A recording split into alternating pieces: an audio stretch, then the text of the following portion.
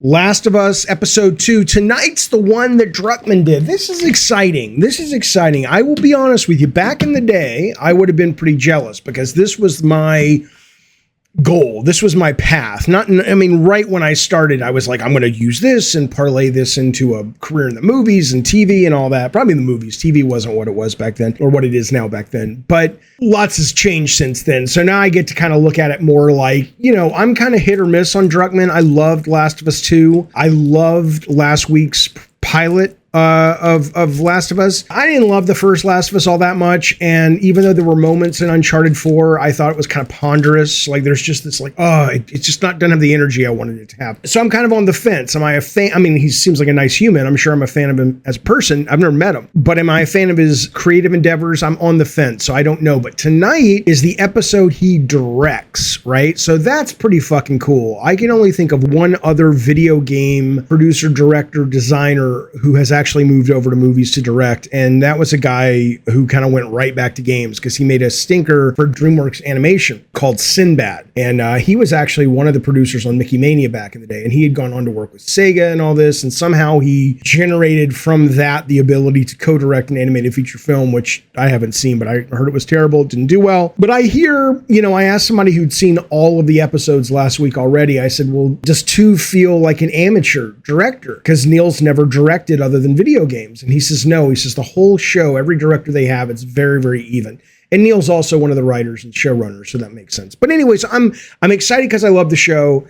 And I'm also excited because, or at least I love the show so far. Let's see if it keeps a pace of last week. But I'm also excited to see how Neil does and see, what this does just for game director, game creator reputations. It's like, can they start to actually move outside of the game sphere? So we'll see. But anyway, I'll do I'll do my version of a review, impressions, whatever at the end. If you just want my feedback, look at the timestamp below in about this video, and you'll be able to click right to just my impressions and skip the whole thing. But here we go. This is my Hbomax count. We just finished White Lotus season 2 last night. Oh my God, that show was fucking great. That is such a great fucking show. The menu is pretty fucking good. I don't hate Velma like everybody else does, but it's fine. Sex Lives of College Girls, worth watching. It's really funny, really good.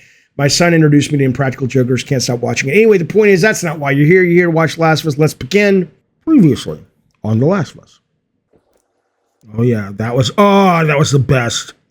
I love that. That shit in her mouth. Awesome.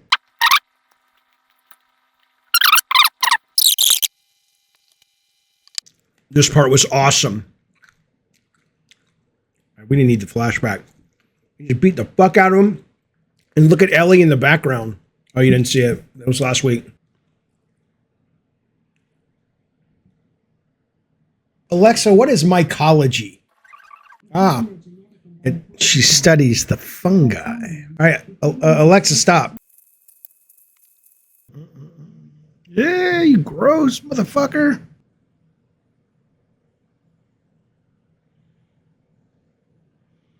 Really weird. I wonder if that thing is a mannequin or a prop. Because when she's manipulating her face, like that could be fake. Oh my God. Oh my God. Oh my God. That's awesome.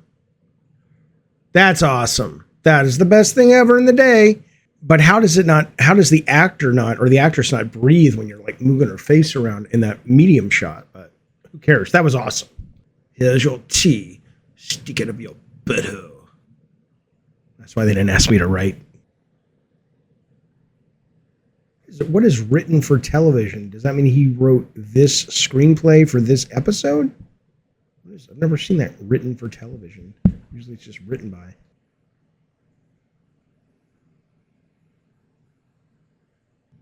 There's going to be a bad guy. There's going to be a monster. Come on now.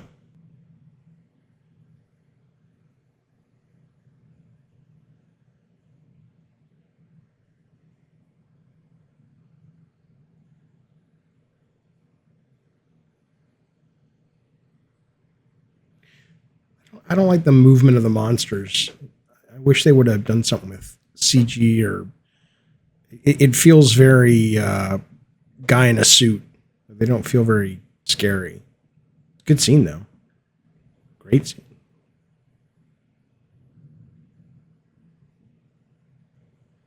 Wait, she got scratched on the same... Now I'm confused. That was dumb. Wait, I have to pause it.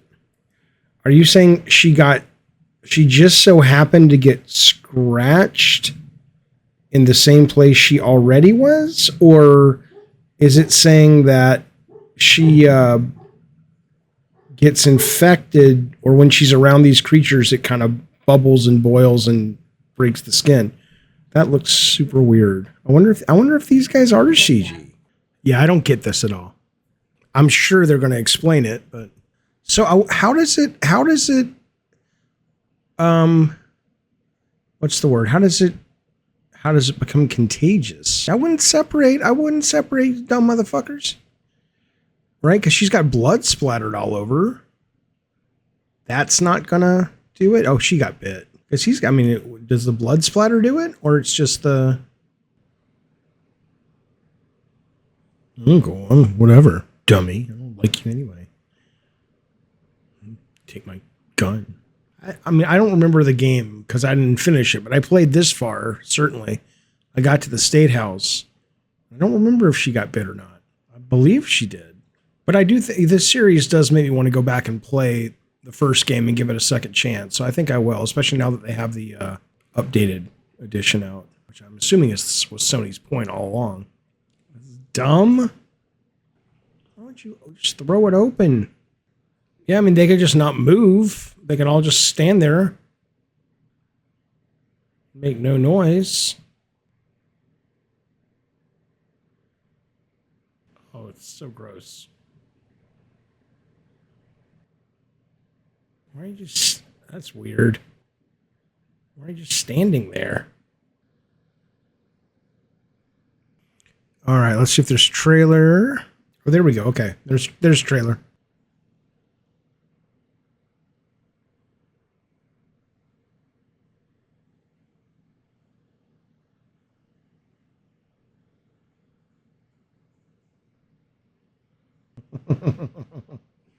All right. I don't know. I liked it. I definitely liked it. It was good. It was really good. I didn't like it as much as the first episode, mostly because I think there was a lot of plot and character, revelatory moments where every couple scenes you're like, oh, what's happening? Oh, this pays off now. This is like the mystery. What's happening here? And I think in this one, because it was just kind of a point A to point B, it was left to sort of only work or mostly work as character moments, of which there weren't a lot. Joel kind of just seemed Joel so far. Tess was a little cooler. I liked her more in her relationship with Ellie.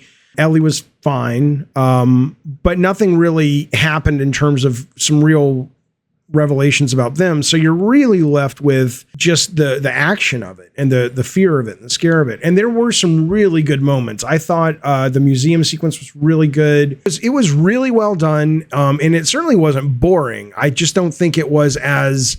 Here's what I wonder, right? Like the first episode, you had everything from the kind of hint about the fungi virus that took place in the 60s, that conversation on the TV show or whatever it was. And then, what happened? And then, oh my God, there's the infected. We haven't seen them yet. But, there was just always something. And I wonder going forward, now that the ball is rolling, is it going to sort of deflate a little bit? I mean, they did reveal about bombing the cities in this one, so that was a nice big piece of plot. Maybe when they start introducing either more characters that open up Joel, so we start to learn more about him, or he starts to change. I know Ellie is going to meet that girl that she eventually, in the DLC in this season, she's going to meet that girl. Maybe that'll be an interesting dynamic where suddenly she's dealing with that and she's trying to survive and deal with Joel being a dick. And I'm still very eager to watch next week's episode. I think I think this one felt more like a Walking Dead than last week. Last week was like, this is going to be different than The Walking Dead. But then this week was like, oh, okay, it's a zombie show. It was a well-done zombie show. Really, really good. And there were some great sequences. I think Neil should be very proud of himself. Now, granted, he's working with a lot of pros, from the actors to the grips. But when I was in USC for film school and I would watch film students, like graduate films, they were not as confidently directed as this. There were a couple of moments just as sort of a director geek back in the day that I was like, okay, that seems real forced. the one that stands out was at the beginning, that doctor with her cup of coffee or her tea that was like, I get the moment they were going for, but it was so over the top when she was shaking her tea.